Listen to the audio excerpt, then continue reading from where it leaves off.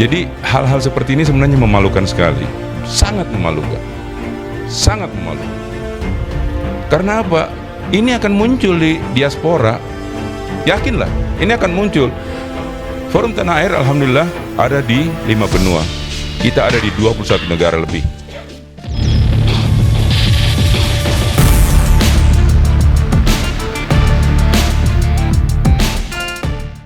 Ini aksi gerombolan kemarin ya, gerombolan preman yang membubarkan forum silaturahmi dan diskusi yang digelar oleh para diaspora dari 5 benua, orang-orang Indonesia yang ada di 5 benua gitu ya, tergabung dalam forum Tanah Air, menyadarkan kita bahwa bangsa ini belum siap berdemokrasi, berdiskusi, apalagi bertengkar untuk memperdebatkan bagaimana cara kita mengelola negara.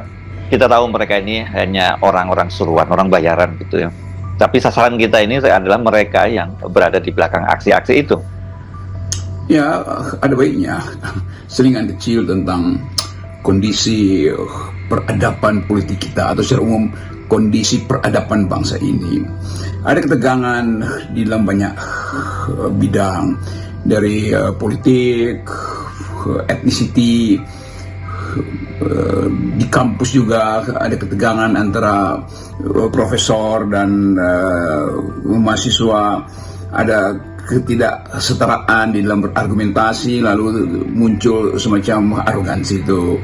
Saya membayangkan misalnya di dalam dunia, demikian juga dalam dunia persepak bolaan, dunia olahraga itu diproduksi terlalu banyak fanatisme yang menghasilkan semacam bukan sekedar kerusuhan di dalam berpikir, tapi kerusuhan di dalam membela keyakinan. Kan itu yang terjadi sebetulnya. Tapi oke, saya mengerti bahwa banyak hal yang harus kita perlahan-lahan terangkan pada negeri ini, bahwa perselisihan politik atau perselisihan persepsi terhadap satu hal harusnya diletakkan di dalam upaya untuk menghormati pandangan orang lain. Kan itu dasarnya itu.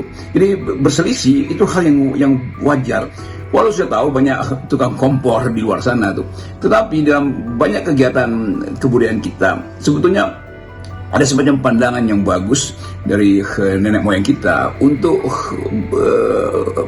ruatan lah, atau ngerumpi, atau dalam semua jenis pertemuan harus ada humor di situ, harus ada kritik yang sifatnya satir itu. Jadi kalau kritik itu tajam, maka upayakan itu dilembutkan melalui komedi. Kalau satirnya tajam, jadikan dia komedi kan.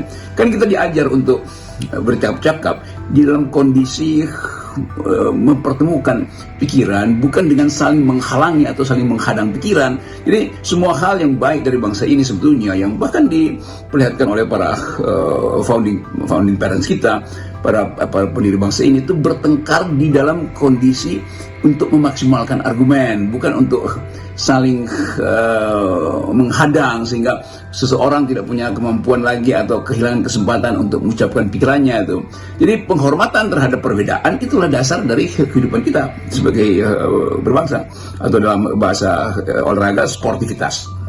Kalau saya amati sebenarnya persoalan kita ini muncul ya, Bung Rocky, itu karena sikap intoleran gitu ya. Kalau saya ngomong intoleran ini jangan hanya konotasinya agama ya. Banyak hal lain ya, yang sebenarnya cara berpikir yang intoleran itu juga jadi itu yang justru jauh lebih serius. Dan sesungguhnya kalau kita lihat ini juga bukan monopoli bangsa kita. Kita misalnya terjadi di Timur Tengah gitu, yang seperti dipertontonkan oleh Israel menyerbu Palestina, menyerbu Lebanon, dan baru saja membunuh pemimpin Hezbollah gitu. Ini kan adalah bentuk nyata yang bisa kita saksikan dalam beberapa waktu terakhir ini. Ini benar-benar kalau kita tidak bisa mengelola perbedaan-perbedaan semacam itu, sikap intoleransi ini berkembang bisa jauh lebih serius seperti apa yang terjadi di Timur Tengah, khususnya Israel.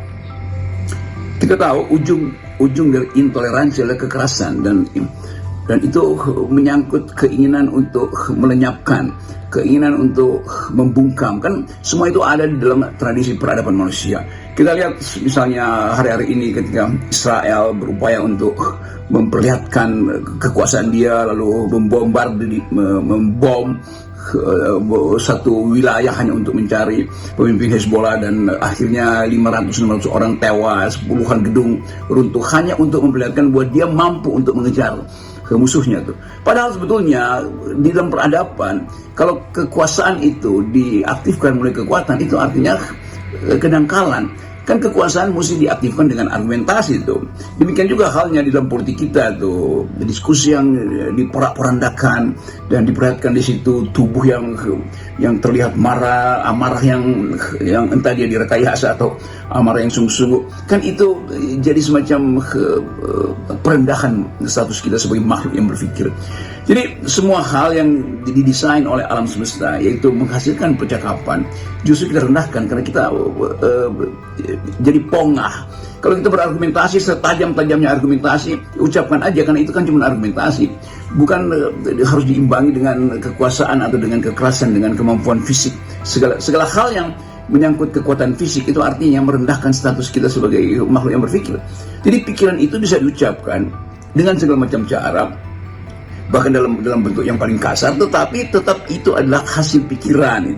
Itu poin saya tuh. Nah, kalau orang gagal berpikir lalu pindah pada modus kekerasan, kan itu menunjukkan ketidakmampuan yang bersangkutan untuk menyatakan diri bahwa saya adalah seseorang yang diciptakan oleh alam semesta untuk bergaul dengan sesama melalui percakapan. Percakapan disebut percakapan kalau ada keterus-terangan disebut keterus-terangan kalau tidak ada yang disimpan, kan itu intinya tuh. Tetapi sekali lagi jangan itu beralih atau berubah bahkan menjadi penyerangan, menjadi penghadangan, kan itu buruknya kalau kita berupaya untuk melihat masa lalu kita sebagai bangsa yang beradab, itu yang berupaya memenangkan kemerdekaan bahkan dengan argumentasi itu di forum-forum dunia.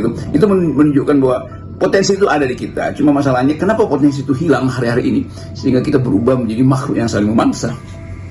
Saya tahu Anda sendiri, Bung Rocky, ini sering disalahpahami. Bahkan kemudian karena itu Anda jadi korban kekerasan baik secara fisik maupun verbal.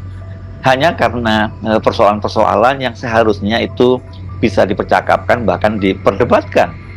Benar, kalau saya memberi pendapat itu dalam upaya untuk menandingi pendapat yang lain, bukan untuk menghalangi. Kalau saya memberi kritik, itu untuk menunjukkan kejujuran saya melihat keadaan, bukan untuk membatalkan kejujuran orang lain.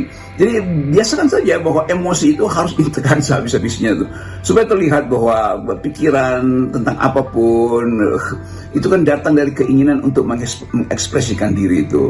Dalam keahlian apapun juga dimungkinkan seseorang belajar untuk secara metodologis menerangkan satu keadaan tanpa dibumbui oleh keinginan untuk menguasai problem itu. Yang penting ada percakapan. Jadi percakapan itulah yang menunjukkan bahwa kita adalah manusia beradab. Jadi saya kira seluruh wisdom di dalam agama, di dalam ilmu pengetahuan, dalam filosofi, di dalam kebudayaan dimaksudkan untuk mengeratkan persahabatan melalui percakapan. Percakapan yang tajam artinya betul-betul kita terlibat di dalam pengetahuan tentang isu itu. Jadi kalau kita abaikan kemampuan kita untuk mengenali isu, itu artinya kita abaikan juga kemampuan kita untuk menerangkan isu itu, kan itu soalnya tuh. Sejak awal kan sesungguhnya para founding parent kita sudah menyadari bahwa bangsa kita itu sangat beragam, sangat majemuk, makanya kemudian muncul sesanti Bhinneka Tunggal Ika. Tapi tanda-tandanya sekarang ini kita itu lebih bodoh, atau kalau saya meminjam istilah Anda, ini lebih dungu ya, dibandingkan dengan para founding parent kita. Banyak sekali persoalan-persoalan perbedaan dan kemudian selalu kita persoalkan itu. Jadi ini menjadi bahan pertengkaran, bukannya malah mencari persamaan, titik temu di antara sesama anak bangsa. Jadi bangsa ini memang bangsa yang gaduh gitu, Bung Rocky. Jadi kalau kita dalilkan bahwa kita mencintai negeri ini, cintai juga perbedaannya tuh, cintai juga keragamannya, cintai juga cara berpikir yang berbeda. Nah, cara-cara berpikir yang berbeda itu diselesaikan di dalam diskusi, itu maksudnya tuh.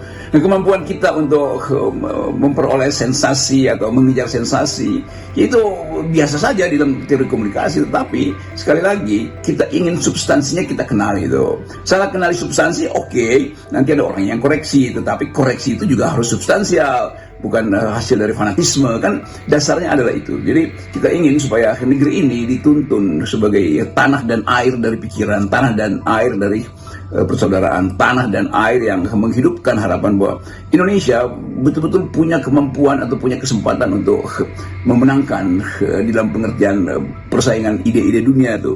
Indonesia punya basis energi yang bagus dan semua hal yang sedang kita kumpulkan sebagai sumber daya itu harusnya dikelola dengan kemampuan untuk menghasilkan distribusi keadilan. Indonesia punya potensi untuk mengaktifkan olahraga di semua lini itu, karena bibit-bibit unggul kita itu datang dari tradisi natural kita tuh. Lingkungan kita melatih otot-otot kita, kemampuan kita untuk berpikir juga dilatih, dan kecepatan kita untuk menghitung arah bola, menghitung arah angin kalau lagi panjat tebing, menghitung fasilitas yang disediakan oleh alam secara natural supaya tubuh kita itu menyatu dengan kondisi alami, ya kan? Itu yang kita sebut sebagai kemampuan untuk mengidentikan diri dengan alam, kan? Jadi semua hal yang memungkinkan kita tumbuh bersama alam itu yang kita sebut sebagai kehidupan natural, dan bukan naturalisasi ya. Tetapi kemampuan kita juga untuk menciptakan semacam harapan itu dibutuhkan dalam perbandingan dengan negara-negara lain di bidang teknologi, di bidang olahraga. Karena itu kita saling belajar dengan negara lain dalam semua hal. Jadi poin-poin yang kita inginkan adalah kemampuan kita untuk mengolah bangsa ini, dan ini negeri yang hendak kita diami seumur hidup, kan? Jadi pastikan bahwa ada keakraban, ada bahkan kemesraan di dalam pertukaran pikiran.